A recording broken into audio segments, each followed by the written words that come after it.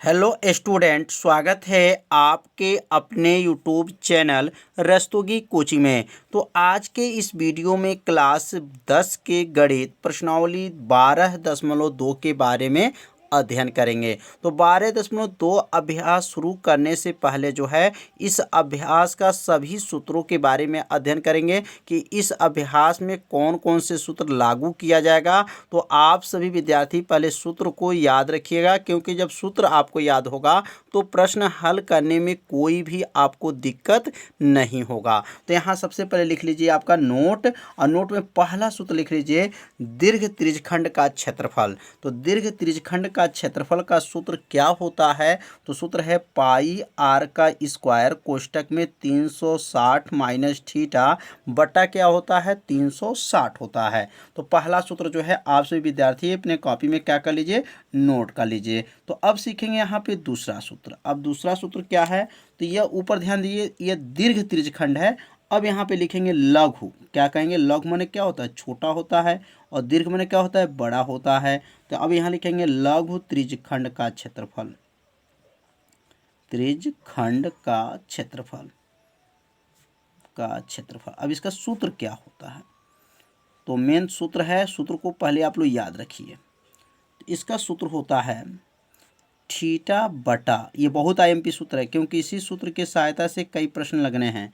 तो थीटा बटा 360 pi R का स्क्वायर माइनस होता है 1/2 आर स्क्वायर साइन, और यहाँ लिखेंगे थीटा।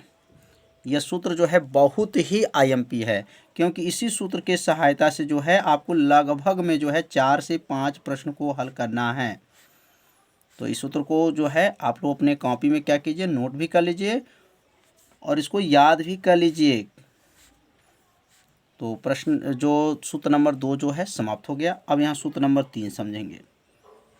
तो चतुर्थांश का क्षेत्रफल, चतुर्थांश का क्षेत्रफल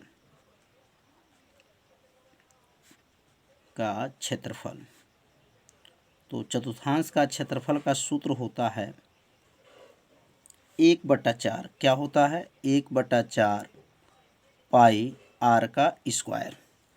ये किसका सूत्र है? चतुर्थांश का क्षेत्रफल क्या है? 1/4 पाई आर का स्क्वायर। तो सूत्र को अपने कॉपी में जरूर क्या कीजिए, नोट करते चलिए। और चौथा सूत्र है त्रिज्यखंड का क्षेत्रफल, त्रिज्यखंड का क्षेत्रफल,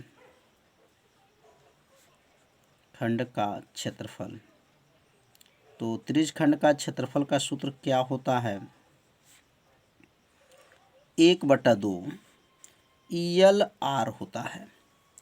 1/2 क्या होता है? यल आर। यल का नाम क्या है? तो कहेंगे चाप की लंबाई है।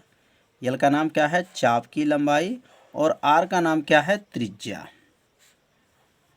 आर का नाम क्या है? त्रिज्या। और यल का नाम क्या है? चाप की लंबाई। और यहाँ पांचवा सूत्र नोट कर लेंगे, वर्ग का परिमाप, वर्ग का परिमाप। तो वर्ग का परिमाप का सूत्र क्या होता है? तो वर्ग का परिमाप होता है 4 गुणे भुजा होता है, 4 गुणे भुजा। तो इसे अपने कॉपी में क्या कर रहे कीजिए आप लोग इसको नोट जरूर कर लीजिए। जब सूत्र याद रहेगा तो प्रश्न हल करने में कोई भी आपको दिक्कत नहीं होगा। तो अब अगला जो है, अगला सूत्र याद रखेंगे, छठवां सूत्र। छठवां हो जाएगा वृत्त का क्षेत्रफल।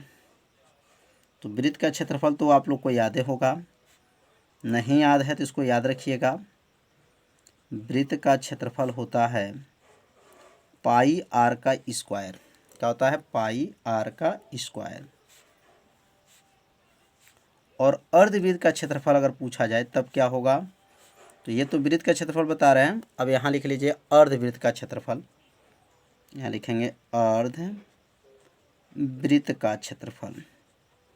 तो अर्धवृत्त का जो क्षेत्रफल होता है इसका आधा कर लीजिए, क्या हो जाएगा 1/2 पाई आर का स्क्वायर। किसका सूत्र है यह? अर्धवृत्त का क्षेत्रफल। तो यह 7वां नंबर सूत्र हो जाएगा।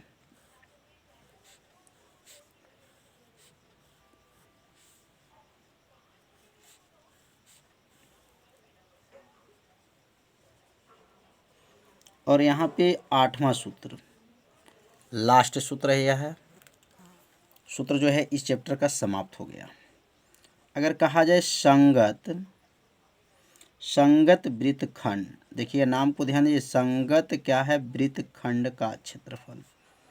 वृत्तखंड का क्षेत्रफल क्या सूत्र होता है? तो संगत जो है वृत्तखंड का क्षेत्रफल होता है, जो ऊपर हम लोग लघु त्रिज्यखंड पढ़े हैं सेम सूत्र रहेगा। थीटा बटा क्या था? 360 पाई आर का square minus 1/2 R square sine theta. यह किसका सूत्र है? तो संगत जो है वृत्तखंड का क्या है? क्षेत्रफल। यही सूत्र जो है लघु त्रिज्यखंड का भी क्षेत्रफल होता है। आपको याद रखना है, यह दो सूत्र काम करेगा। दो सूत्र में थीटा बटा 360 pi R square minus 1/2 R square sine theta. तो टोटल जो है 8 सूत्र आपको पढ़ना है। जब आपको 8 सूत्र याद रहेगा तो 12.2 अभ्यास हल करने में कोई भी आपको दिक्कत नहीं होगा। तो सूत्र आप लोग नोट कर लिए होंगे। यदि नोट नहीं किए होंगे तो शार्ट स्क्रीन ले लीजिए, इसे अपने कॉपी में जरूर नोट कीजिएगा। तो अब सीखेंगे प्रश्न नंबर 1। प्रश्न नंबर 1 क्या है? तो एक सूत्र और भी नोट कर लीजिए, 9वां सूत्र। त्रिज्यखंड का 2 सूत्र है, एक ही सूत्र यहाँ बताया गया है, देख रहे होंगे। एक जो है त्रिज्यखंड का क्षेत्रफल जो है एक ही सूत्र बताए हैं, 1/2 LR होता है।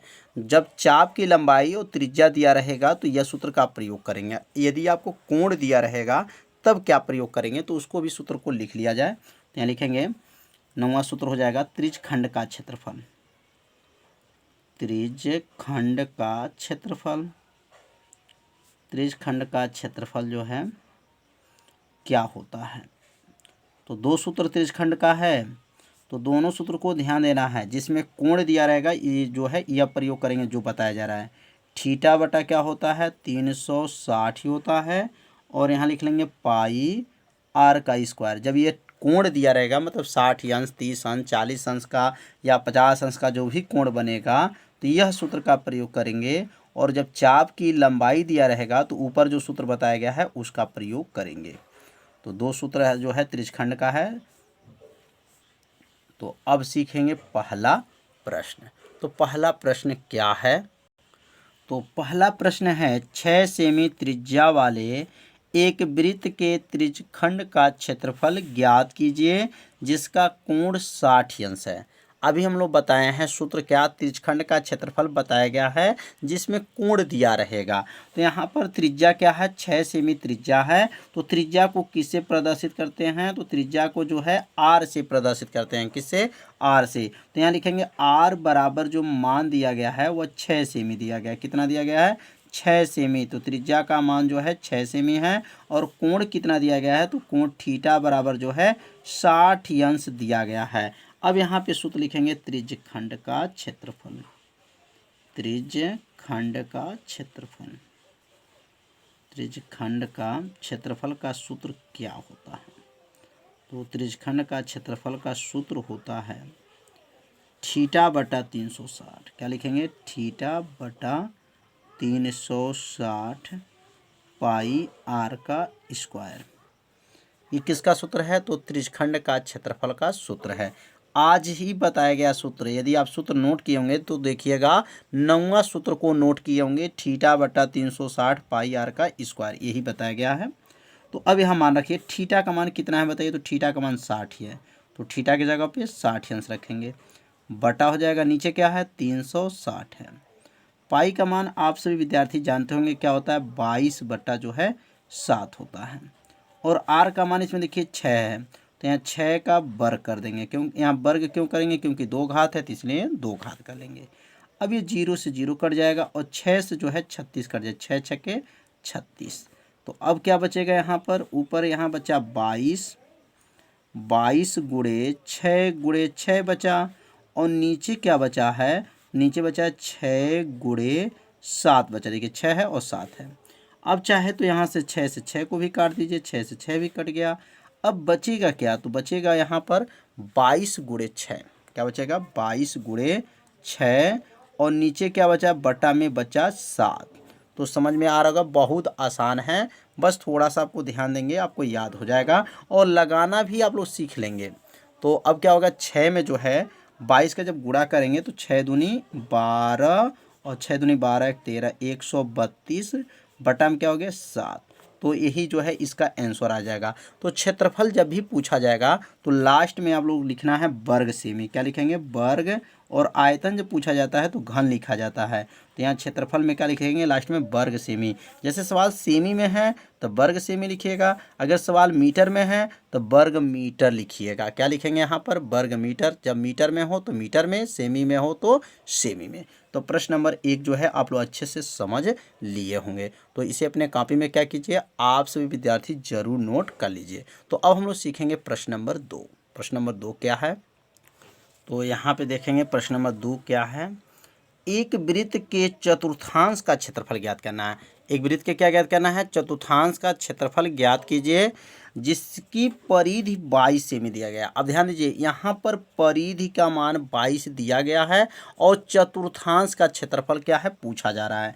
तो यहाँ पे सबसे पहले परिधि का प्रयोग करके पहले त्रिज्या का मान निकालेंगे। किसका मान, त्रिज्या का। तो यहाँ लिखेंगे हल, और हल लिखने के बाद से यहाँ लिखेंगे परिधि। क्या लिखेंगे, परिधि। और परिधि कितना है इसमें, तो लिखेंगे परिधि जो दिया गया है 22 सेमी दिया गया है। कितना दिया गया है, 22 सेमी दिया गया है। और परिधि का सूत्र जो है आप सभी विद्यार्थी आप लोग को बताया जा चुका होगा, और बताया गया है, और इसे आप लोग याद भी रखिएगा। परिधि का सूत्र क्या बताया गया है, 2 पाई आर। क्या होता है, 2 पाई आर होता है, बराबर क्या है 22 हो गया।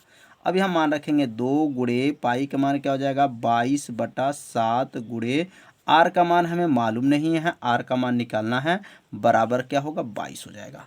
तो समझ में आ रहा होगा कैसे इसको हल करेंगे। 22 में 2 का गुणा करेंगे तो 22 दूना क्या हो गया 44 आर बटा में क्या होगा 7 बराबर क्या हो जाएगा 22 हो जाएगा। तो समझ में आ रहा होगा।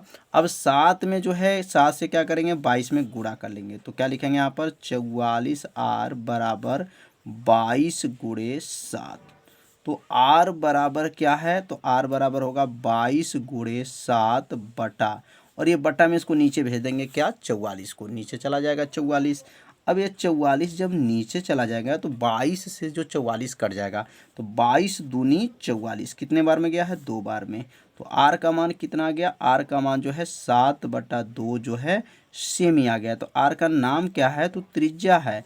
तो त्रिज्या कितना आ गया, आर बराबर 7/2 सेमी आ गया। जब त्रिज्या मालूम हो जाएगा तो वृत्त का क्या निकाल लेंगे, चतुर्थांश का क्षेत्रफल। तो यहाँ लिखेंगे चतुर्थांश का क्षेत्रफल, चतुर्थांश का क्षेत्रफल, चतुर्थांश का क्षेत्रफल।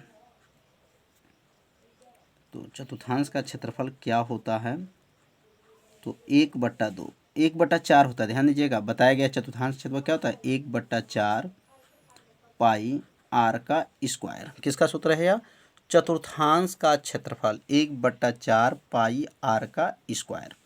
अब इसमें मान को रख लिया जाए तो कितना हो जाएगा 1/4 हो जाएगा। पाई का मान क्या होता है 22/7 होता है। आर का मान, अब आर का मान देख लीजिए ऊपर क्या निकला है, आर का मान 7/2 निकला है। तो यहाँ पर स्क्वायर है तो इसको 2 बार लिख लीजिएगा, 7/2 7/2 2 बार लिख लीजिए। तो समझ में आ रहा है क्यों 2 बार, क्योंकि आर के पावर 2 है, तो इसने आर का मान जो है 2 बार 7/2 गुणे 7/2। अब ये 7 से 7 को काट दीजिए, 2 से जो है ध्यान 2 से जो है 22 कट जाएगा, 11 हो जाएगा। अब यहाँ जब 11 हो गया तो ऊपर क्या बचेगा बताइए, 1 गुणे 11 गुणे 7, और नीचे क्या बचा है, तो नीचे बचा है 4 गुणे 2। क्या बचा है 4 गुणे 2, तो यहाँ लिखेंगे 4 गुणे 2 बराबर 11/77 हो गया। क्या हो गया 11/77 हो जाएगा। तो 77 बटा क्या हो जाएगा 8।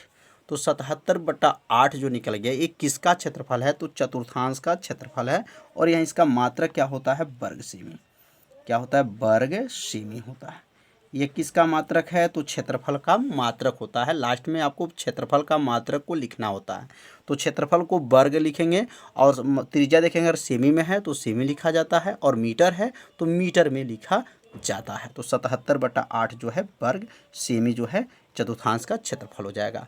तो इसमें जो है इस भाग में प्रश्न नंबर 1 और प्रश्न नंबर 2 को बताया गया। तो आज का वीडियो कैसा था? आप सभी विद्यार्थी जरूर कमेंट कीजिए, वीडियो को लाइक कर दीजिए और वीडियो को ज़्यादा से ज़्यादा अपने सभी दोस्तों के पास शेयर जरूर कर दीजिए। तो आज के वीडियो में इतना ही रहेगा। मिलते हैं अब अगले भाग में, तब तक के लिए सभी विद्यार्थियों को नमस्कार।